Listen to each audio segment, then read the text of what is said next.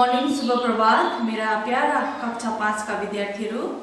आज हामी फेरि नेपालीको एउटा नयाँ पाठ पढ्नेछौँ र यो पाठ सुरु गर्नुभन्दा पहिला जुन चाहिँ रिडिङ हामीले क्लासमा हुँदा गर्थ्यौँ त्यो चाहिँ तिमीले घरमै बसेर अहिले गर्छ है। र आज हाम्रो पाठको विषय छ मेरो प्यारो देश। मेरो प्यारो देश तिमीले पनि किताबमा हेर्छ, किताब खोलेर हेर्छ। मेरो प्यारो देश पाठ 5 मा तिमीले खोलेर हेर मेरो प्यारो देश तिमीले त्यहाँ पाउँछौ र त्यो पाठ खोलेर अगाडि बस्छ है। र मेरो प्यारो देश भन्नाले कुन चाहिँ देश बुझिन्छ? मेरो प्यारो देश भन्नाले तिम्रो देश, मेरो देश, हाम्रो देश कुन बुझिन्छ? भारत। हाम्रो देश कुन हो? भारत है। हाम्रो देशको नाम के हो? भारत हो है। अब तिमीले किताबमा हेर्छ है। मेरो देश भारतवर्ष हो। यो देश एसिया महादेशमा पर्छ। अब हामीलाई याद छ हाम्रो यो विश्वमा कतिवटा महादेशहरू छ? कतिवटा महादेश छ? 7वटा महादेशहरू छ। कतिवटा? 7वटा है। त्यो महादेशहरू के हो? त्यो महादेशहरू के हो? एसिया, अफ्रिका, उत्तर अमेरिका, दक्षिण अमेरिका, एन्टार्क्टिका, युरोप अनि अस्ट्रेलिया। यो 7वटा महादेशहरू तिमीले अस्ति एसएसटी को फर्स्ट च्याप्टरमा तिमीले यो विषयमा अझै गहिरोसँग पढेको थियो है महादेशहरूको बारेमा। त्यही महादेशहरूमा हाम्रो भारत चाहिँ कुन महादेशमा पर्छ अरे? हाम्रो भारत कुन चाहिँ महादेशमा पर्छ? एसिया। हाम्रो भारत एसिया महादेशभित्र पर्छ। 7वटा महादेशहरू छ, 7वटा कन्टिनेन्टहरू छ। त्यो 7वटा कन्टिनेन्टमा हाम्रो भारत देश चाहिँ एसिया महादेशभित्र पर्छ है। अब जनसङ्ख्याको दृष्टिले यो संसारको दोस्रो बृहत देश हो। यस देशको राजधानी नयाँ दिल्ली हो। अब पपुलेसन, जनसङ्ख्या भनेको के हो? पपुलेसन हो। पपुलेसनको दृष्टिकोणले हेर्नु हो भने हाम्रो देश दोस्रो बृहत, second largest population in the world भनेर चाहिँ कसलाई चिनिन्छ? हाम्रो देश भारतलाई चिनिन्छ है। र हाम्रो देशको राजधानी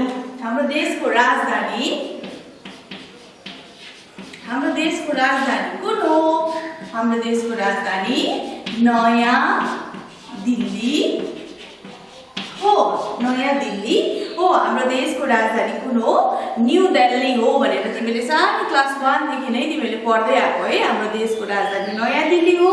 र हाम्रो देशमा पनि हाम्रो देशको आफ्नै राष्ट्रिय पक्षी छ, फूल छ, पशु छ है, अनि भाषा छ। ती के हुन्छ भन्दाखेरि हाम्रो देशको राष्ट्रिय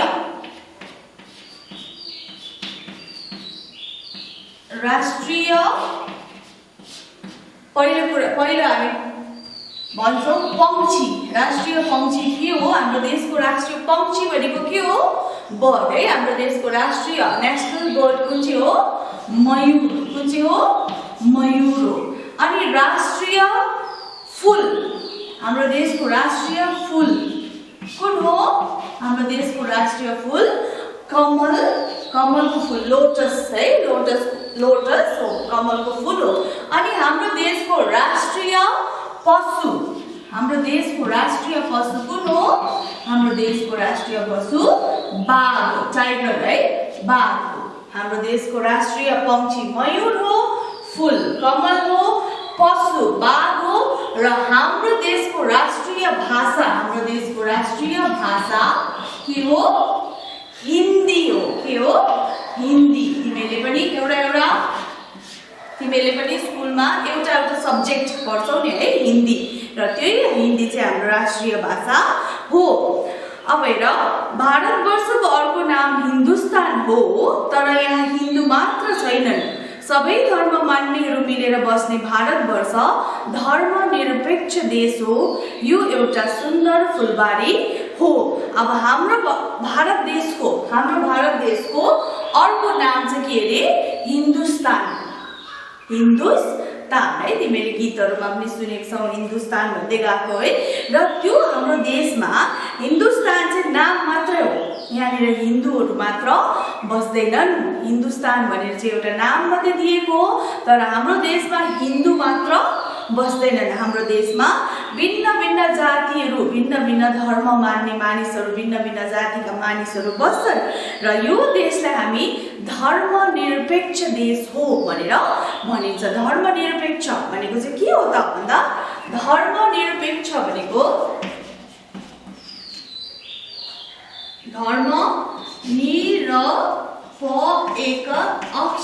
धर्मनिरपेक्ष भनेको के हो त भन्दाखेरि कुनै एउटा मात्र धर्मको पक्षमा नभएको।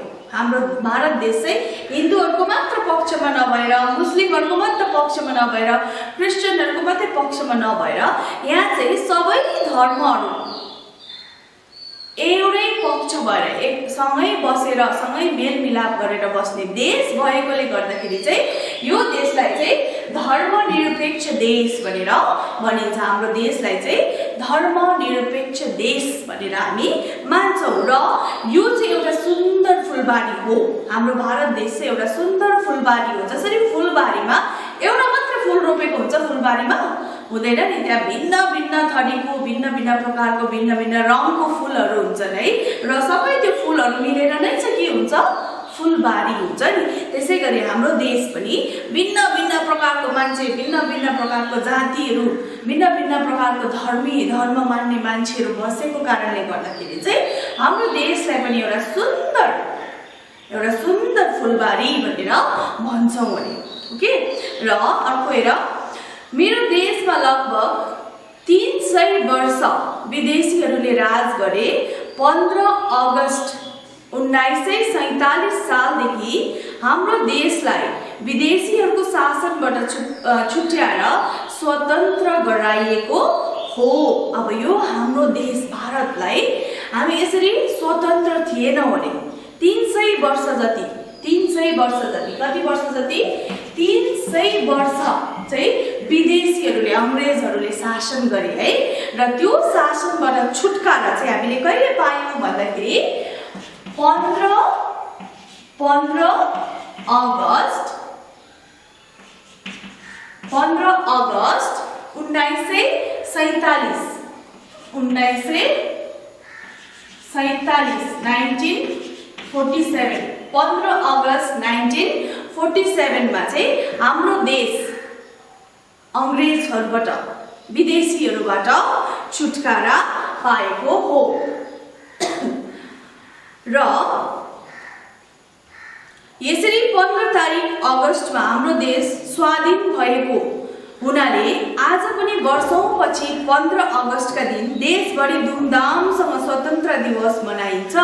र यो 15 अगस्त 1947 सालदेखि विदेशीहरूको शासनबाट हामी मुक्त भइसकेपछि यो 15 अगस्त त्यहाँदेखि उसो 1947 सालदेखि उसो हामी एउटा भव्य रूपमा स्वतन्त्र भएको, भव्य रूपमा हामी यसलाई स्वतन्त्र दिवस 15 अगस्तलाई हामी स्वतन्त्र दिवस भनेर हामी यसलाई भव्यसँग मनाउने गर्छौँ भने है। हामी पनि यहाँनिर 15 अगस्तको दिन हामी पनि भिन्न भिन्न प्रकारको नाचहरू निकाल्छौँ, भिन्न भिन्न प्रकारको एक्टिभिटिजहरू निकालेर हामी मनाउने गर्छौँ। जसरी यो पाक्योङमा हामी गर्छौँ स्कुलबाट, त्यसरी नै हाम्रो यो पाक्योङमा मात्रै नभएर, सिक्किममा मात्र नभएर देशभरि नै, भारत देशभरि नै यो दिन 15 अगस्त स्वतन्त्रता दिवस भनेर देशभरि नै मनाउँछन् भारतका मानिसहरूले है।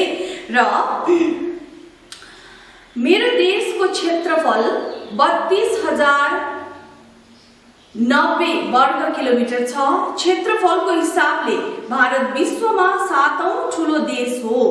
हाम्रो देशको संविधान 26 जनवरी 1950 सालदेखि लागू भएको हो। अब हाम्रो देश क्षेत्रफलको हिसाबले हेर्नु भने, क्षेत्रफल भनेको एरिया हो कि, एरियाको हिसाब हेर्नु हो भने 32,090 स्क्वायर किलोमिटरमा फिजिएको छ अरे। र यो क्षेत्रको हिसाबमा चाहिँ हाम्रो भारत देश विश्वको 7औं ठुलो देश, 7th लार्जेस्ट कन्ट्री भनेर भनिन्छ अरे। कुन चाहिँ स्तरमा आउँदो रहेछ हाम्रो भारत क्षेत्रफल एरियाको हिसाबमा 7औं ठुलो 7th लार्जेस्ट कन्ट्री भनेर इन्डियालाई मानिन्छ के को हिसाबमा क्षेत्रफलको एरियाको हिसाबमा है। र हाम्रो देशको संविधान 26 जनवरी 1950 सालमा लागू भएको हो। कहिले भएको रे? 26 जनवरी 1950 सालमा 1950 मा हाम्रो देशमा संविधान भनेको के हो? आफ्नो देशको आफ्नो खालको नियम कानुनहरू हुन्छ। नियम कानुन संविधान भनेको कन्स्टिट्युसन, नियम कानुन है। हाम्रो आफ्नो भारत देशको पनि हाम्रो संविधान छ र त्यो संविधान यो संविधान चाहिँ कहिलेदेखि लागू भयो त भन्दाखेरि 26 जनवरी 1950 सालदेखि। 47 सालमा हाम्रो भारत स्वतन्त्र भयो विदेशीहरूको शासनबाट। त्यसपछि हाम्रो देशमा संविधान कहिले जारी भयो?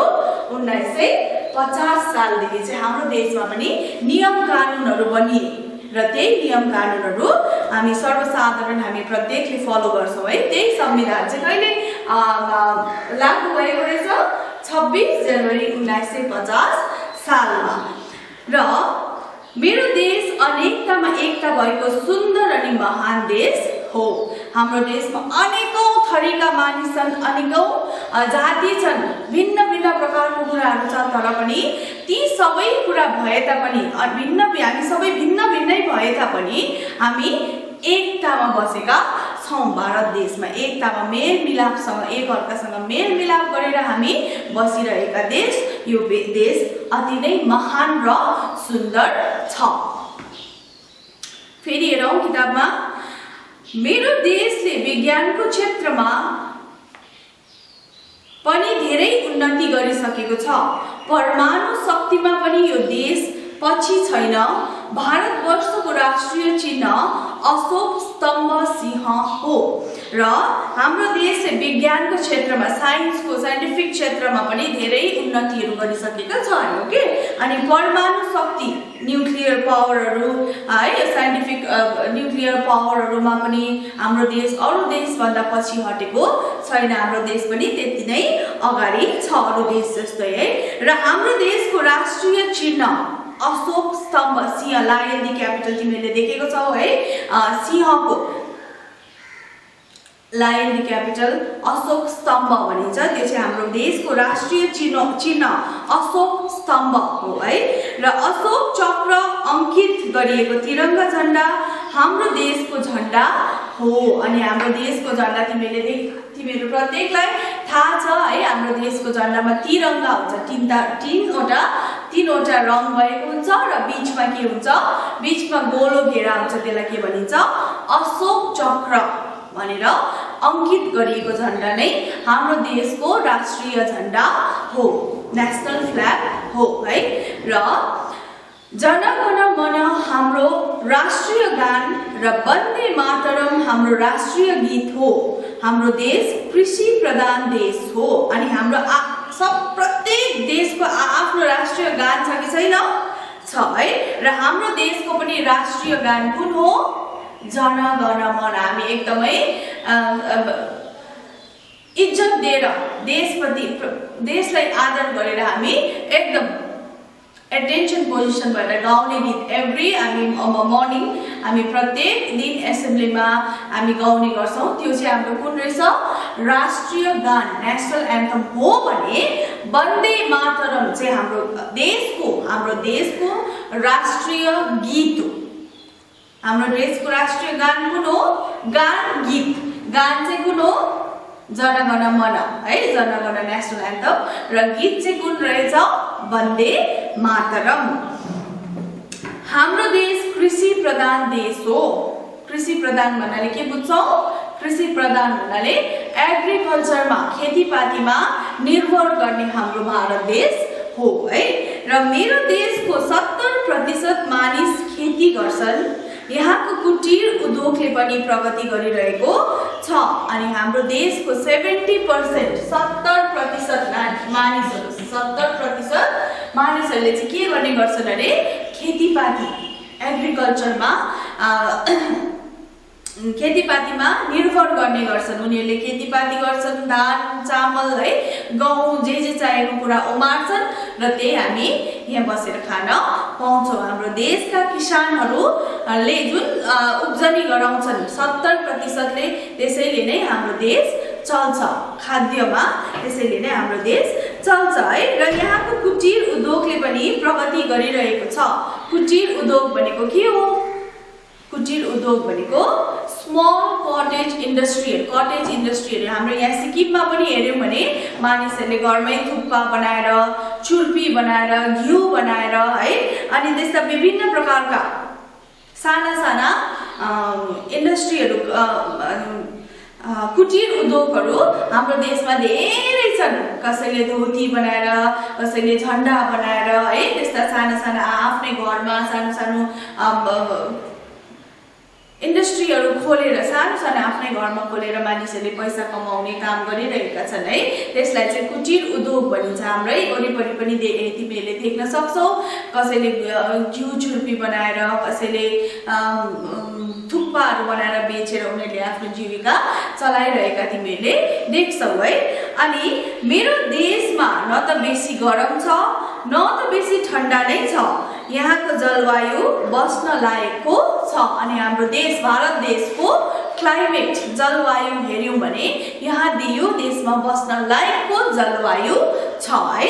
र उत्तरमा काश्मीरदेखि दक्षिणमा कन्याकुमारीसम्म अनि पश्चिममा द्वारिकादेखि पूर्वमा कामाख्यासम्म मेरो देश फैलिएको छ। हाम्रो देश बृहत छ।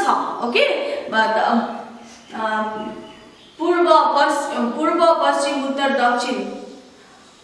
दक्षिण पूर्व पश्चिम चारैपट्टि फैलिएर बसेको हाम्रो देश भारत देश अति नै ठुलो अनि महान छ। मेरो देशमा धेरै पवित्र तीर्थस्थलहरू छन्।